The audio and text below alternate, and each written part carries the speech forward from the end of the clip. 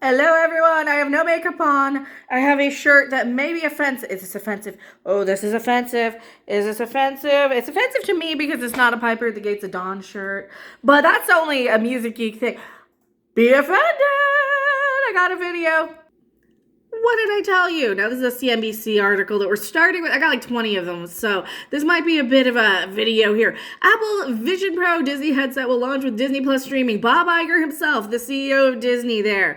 He went up there to be all super duper Ready Player One. You saw the memes. We saw the memes yesterday going around how this is the thing. This is what they want. They want you in the VR helmets.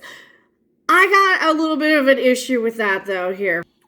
I don't think this is going to be the big consumer product that I think everybody thinks this is going to be. Also, please hit the subscribe button, smash the like button, all the things. I am fighting the algorithm, and this is why I'm trying to go back the back door on YouTube. We're trying to do the back door of uploading from the phone because I think that it might be a hardware thing, that they want to suppress the content, and I'm trying to do any little magic tricks that I can by multiple camera angles and using their software and their hardware whenever I can. And yes, I look 1,000 years old because I have makeup on, but that's okay. That's okay. You know what I look like. You know what I look like. Bob Iger knows what I look like. No, he doesn't. He doesn't care. He just wants your money. He wants $3,500 of your money. I don't think that that's a consumer-friendly price point. I don't think this is going to be the biggest thing that they want. I think this is exactly what I was saying a couple of weeks ago, though. I thought that they were going to bring in some sort of see yourself on screen. You can see yourself in screen now because we're out of ideas. We're commercially, completely, and creatively bankrupt. We don't know what we're doing. And we have to make you in the thing, and you can have your little choose your own adventure VR real time in the moment thing. But who's going to be using this? Who's going to be using this? Is this going to be your VR enthusiasts who want to use it like a holodeck to go and hook up with any lady whammon they want to have Are people going to be using this in offices? Are people going to be using this? Who is really going to actually get in and do this? Is this going to be like the Clark Griswold families who bought their family's computers back in the early 1980s when they were like a good $2,000 for a computer, and it was this high-end consumer thing? Are people going to be fighting for the VR goggles if they do that for their family? Apple unveils 3,500. Now, this is coming in from Apple, so they're just partnering with Disney. And your Apple fanboys are definitely going to want this at a $3,500 price point. Will it finally push virtual reality into the mainstream, or is it a pricey toy? I think this is going to be a pricey toy. I hate to burst people's bubbles. This is too high of a consumer price point. They're catering, now what they're doing, they're catering to the families who are going to put this probably on time payments, or the more affluent CEO type families, the people who can have their kid go and prance around on a pony at a Junior Miss Rodeo or something. $3,500 though. I can't imagine. Like, they want this to be your be all end all. They want to have all of your computing processes. They want to have all they want this to be your virtual computer where when you see the movies and they're like, ooh, move this thing and swipe that. That's what they want. They want this to have like a heads up display sort of thing that renders it in real time in front of your face.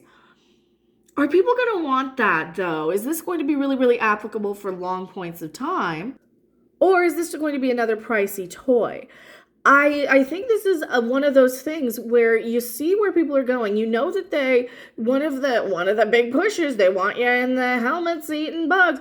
I think this is just happenstance, though. Who's going to be able to afford this? Nobody. Nobody's going to be able to afford this anyway.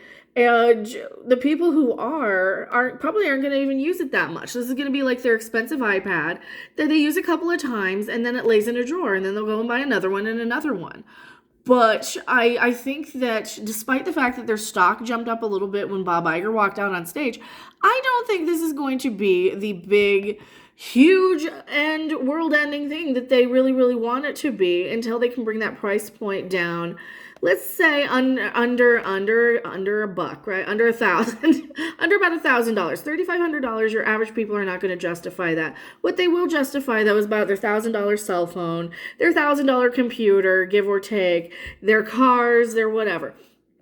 This is just me being honest. This is just me being completely 100% honest. As somebody who plays video games on computers, who plays video games on consoles, who plays video games on their phones sometimes, your average consumer, when we're kind of in a downswing, and this is one of the problems with unveiling this now, we're in a downswing economically, I think. Anyway.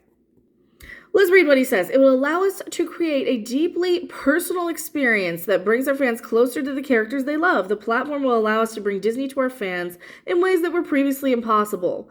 The sizzle reel showcased Mickey Mouse springing to life in a living room with fireworks show from Disney's theme park erupting in the kitchen and fans watching Star Wars content from a planet's surface.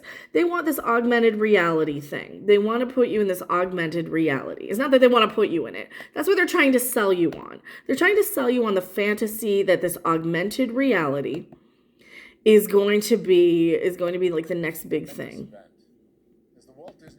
Celebrates our 100th anniversary. We're proudly reflecting on our rich legacy of innovation and storytelling.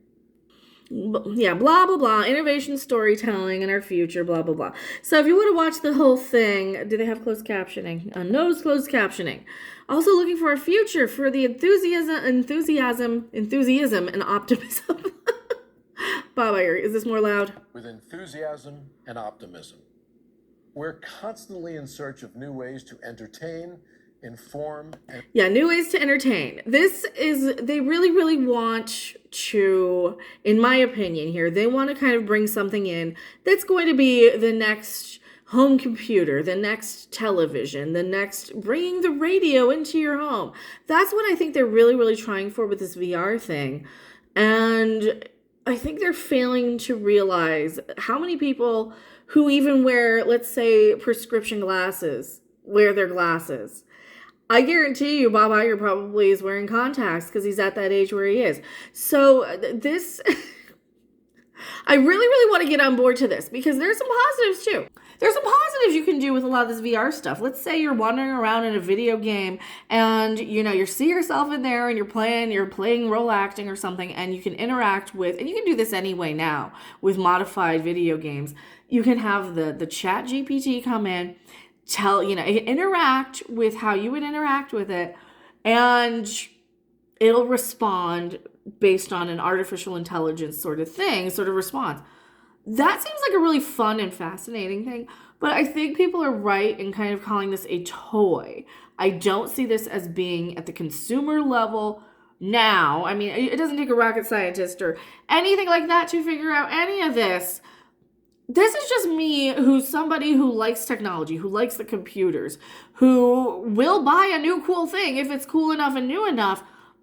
Is this going to be something you guys are going to buy? Is this something that you really see a practical, are they going to roll this out to absolutely every single person? Like, think of all the people that fill a football stadium, for example. Are every one of those people going to drop $3,500 on this thing now? Or is this going to be something that the early adopters are going to use and they're going to tweak it and tweak it and tweak it and get it to a point where you don't need the helmet? I think that's my thing, like a Nintendo 3DS, where they would use the little eye tracking thing and it had the two cameras, and for some reason you would see it as a 3D thing. I think that might be the first step in the basic consumer level version of this at a much lower, I don't know, I'm just rambling here, but thank you guys so much for watching. I'm going to say, no, this is not going to be a practical thing that is going to anytime soon put us in the stuff. But this was a huge announcement yesterday, and this is what I've been saying for a very long time. I don't think that they're going to be having this representation, diversity to destroy anything or collapse anything. They're trying to sell you something, in my opinion. I think that's the thing. It always seems like they're trying to sell somebody something.